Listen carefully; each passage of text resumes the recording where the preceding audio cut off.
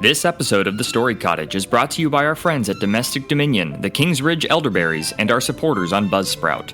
Go to thestorycottage.buzzsprout.com or click the Support the Show link in the show notes and subscribe for just $5 a month to get every episode ad-free. And now, on with the show.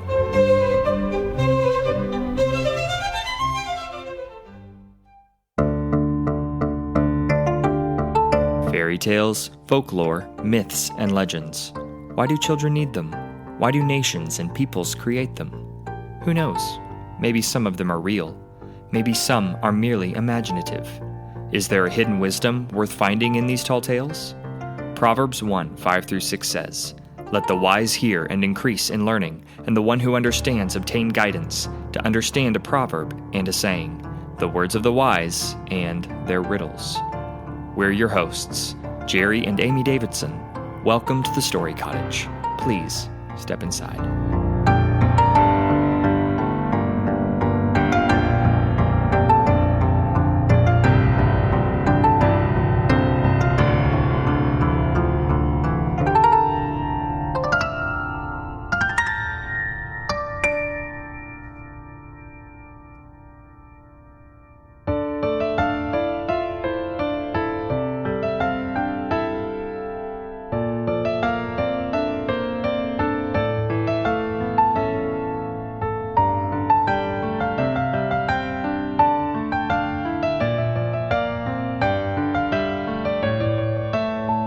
A long time ago, a woodcutter lived with his wife in a small cottage not far from the great forest. They had 7 children, all boys, and the youngest was the smallest little fellow ever seen. He was called Tom Thumb. But though he was so small, he was far cleverer than any of his brothers, and he heard a great deal more than anybody ever imagined. It happened that just at this time there was a famine in the land, and the woodcutter and his wife became so poor that they could no longer give their boys enough to eat. One night, after the boys had gone to bed, the husband, sighing deeply, said, "We cannot feed our children any longer, and to see them starve before our eyes is more than I can bear. Tomorrow morning, therefore, we will take them into the forest and leave them in the thickest part of it so they will not be able to find their way back." His wife wept bitterly at the thought of leaving their children to perish in the forest, but she too thought it better than to see them die before her eyes. So she consented to her husband's plan. But all this time Tom Thumb had been awake, and he had overheard all the conversation. He lay awake a long while thinking what to do. Then, slipping quietly out of bed, he ran down to the river and filled his pocket with small white pebbles from the river's brink. In the morning, the parents called the children, and, after giving them a crust of bread, they all set out for the wood. Tom Thumb did not say a word to his brothers for what he had overheard, but, lingering behind, he dropped the pebbles from his pocket one by one as they walked, so that he should be able to find his way home. When they reached a very thick part of the forest, the father and mother told the children to wait while they went a little further to cut wood. But as soon as they were out of sight, they turned and went home by another way. When darkness fell, the children began to realize that they were deserted, and they began to cry loudly. Tom Thumb, however, did not cry. "Do not weep, my brothers," he said encouragingly. "Only wait until the moon rises, and we shall soon be able to find our way home." When at length the moon rose, it shone down upon the white pebbles with which Tom Thumb had scattered, and, following this path, the children soon reached their father's house. But at first they were afraid to go in, and waited outside the door to hear what their parents were talking about. Now, it happened when the father and mother reached home, they found a rich gentleman had sent them 10 crowns in payment for work which had been done long before. The wife went out at once and bought bread and meat, and she and her husband sat down to make a hearty meal. But the mother could not forget her little ones, and at last she cried to her husband, "Alas! Where are our poor children? How they would have enjoyed this good feast." The children, listening at the door, heard this and cried out, Here we are, Mother! Here we are! And overjoyed, the mother flew to let them in and kissed them all around.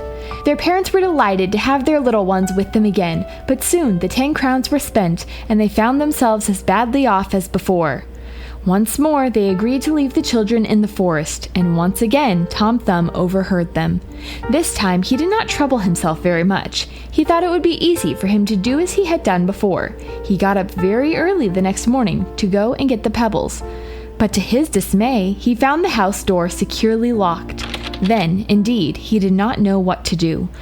And for a little while, he was in great distress. However, at breakfast, the mother gave each of the children a slice of bread, and Tom Thumb thought he would manage to make his piece of bread do as well as the pebbles by breaking it up and dropping the crumbs as he went. This time, the father and mother took the children still deeper and further into the wood, and then, slipping away, left them alone. Tom Thumb consoled his brothers as before, but when he came to look for the crumbs of bread, not one of them was left. The birds had eaten them all up, and the poor children were lost in the forest with no possible means of finding their way home. Tom Thumb did not lose courage. He climbed to the top of a high tree and looked around to see if there was any way of getting help. In the distance, he saw a light burning, and, coming down from the tree, he led his brothers toward the house from which it came. When they knocked at the door, it was opened by a pleasant-looking woman, and Tom Thumb told her they were poor children who had lost their road and begged her to give them a night's shelter. "Alas, my poor children," said the woman.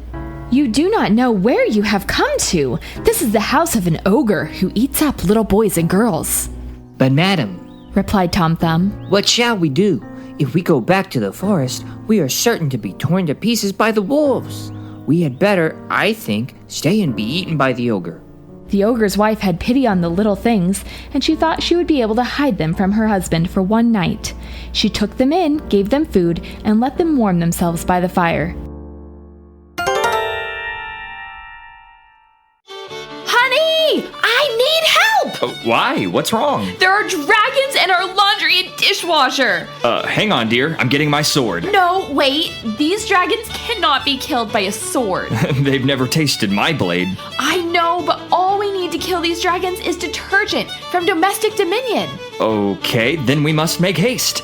How do we get some? By going to domestic-dominion.com and entering code STORY. Ladies, our husbands are great for so many things, including slaying the run-of-the-mill dragons. But sometimes there are monsters that sneak through even the best defenses, like the toxins and chemicals in your laundry and dish detergents. And often, those supposedly clean detergents at the store are just pretty little poisoned apples. That's where Domestic Dominion can help. They're a small, family-owned and operated Christian business whose mission is to create clean, natural, quality products that aid the homemaker and create a culture of joy, health, and stewardship to the glory of God. They value the Lord and therefore value their products. All their products are effective and made with only 4 ingredients. Each product is non-toxic, pH balanced, and contains no surfactants, fragrances, or chemicals. They leave no chemical residue, and their laundry detergent is safe to use on any kind of clothing. We use their products in our home, and let me tell you, every load comes out smelling the way Cinderella's dress looks. With Domestic Dominion, you'll have a ball doing laundry. Go to their website, domestic-dominion.com, or click the link in the show notes. And use code STORY for 20% off your first order. And be sure to check out their aprons, linen covers, and anti-feminist stickers while you're there. That's domestic-dominion.com and use code STORY for 20% off your first order. Tired of evil fairies using cold and flu season to turn you and your children into ogres every year? Yeah, me too. This cold and flu season, fortify your defenses naturally with the King's Ridge elderberry syrup and elderberry products. They grow the freshest elderberries on their Indiana farm, hand-pick and cold-press them into the tastiest syrup around. And they are packed with antioxidants and vitamins to boost your immune system. Defend the castle of your family's health. Use code STORY10 for 10% off your first order at tkrfarm.com. The King's Ridge elderberry syrup. Taste the difference. Help push back the curse. That's tkrfarm.com and use code STORY10 for 10% off your first order.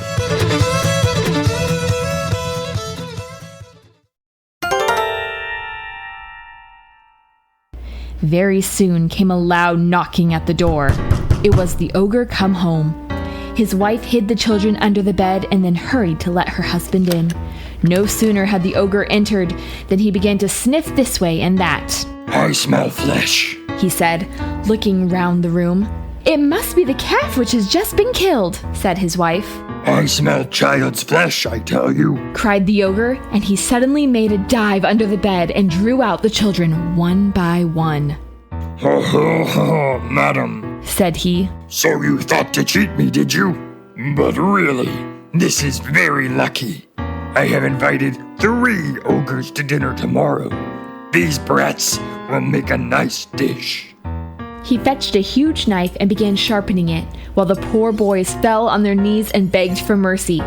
But their prayers and entreaties were useless. The ogre seized one of the children and was just about to kill him when his wife said, "What in the world makes you take the trouble of killing them tonight? Why don't you leave them till the morning? There will be plenty of time, and they will be much fresher." "That is very true," said the ogre, throwing down the knife. "Give them a good supper, so that they may not get lean, and send them to bed." Now, the ogre had 7 young daughters, who were all about the same age as Tom Thumb and his brothers.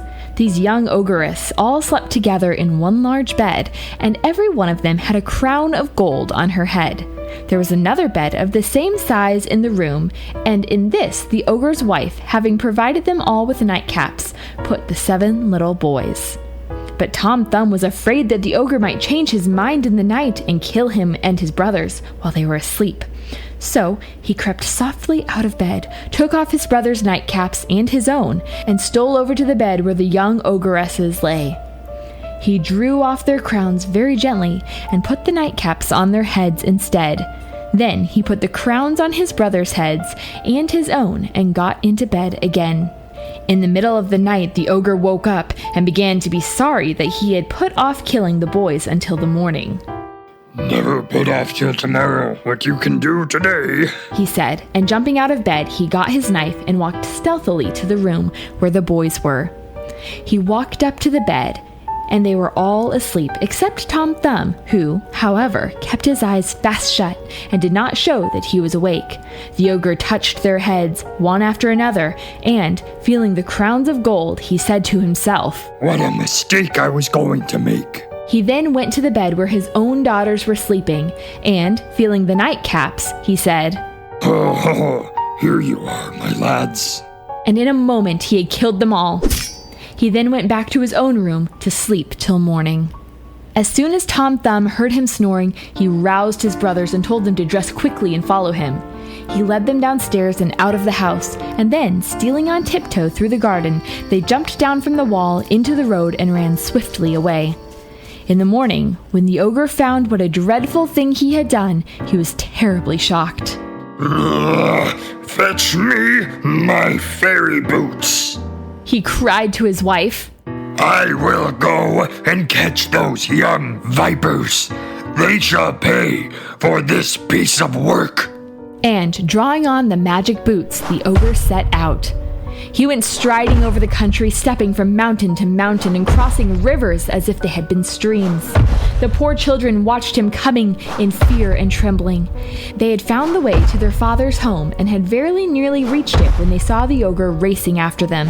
Tom Thumb thought for a moment what was to be done. Then he saw a hollow place under a large rock. "Get in here," he said to his brothers. When they were all in, he crept in himself, but kept his eyes fixed on the ogre to see what he would do. The ogre, seeing nothing of the children, sat down to rest himself on the very rock under which the boys were hiding. He was tired with his journey and soon fell fast asleep and began to snore so loudly that the little fellows were terrified. Tom Thumb told his brothers to creep out softly and run home, which they did. Then he crept up to the ogre, pulled off the 7-league boots very gently, and put them on his own feet, for, being fairy boots, they could fit themselves to any foot, however small. As soon as Tom Thumb had put on the ogre's 7-league boots, he took 10 steps to the palace, which was 70 miles off, and asked to see the king. He offered to carry news to the king's army, which was then a long way off, and so useful was he with his magic boots that in a short time he had made money enough to keep himself, his father, his mother, and his 6 brothers without the trouble of working for the rest of their lives. And now, let us see what has become of the wicked ogre, whom we left sleeping on the rock. When he awoke, he missed his 7-league boots and set off for home very angry. On his way, he had to cross a bog, and, forgetting he was no longer wearing his magic boots, he tried to cross it with one stride. But instead, he put his foot down in the middle and began to sink. As fast as he tried to pull out one foot, the other sank deeper, until at last he was swallowed up in the black slime, and that was the end of him.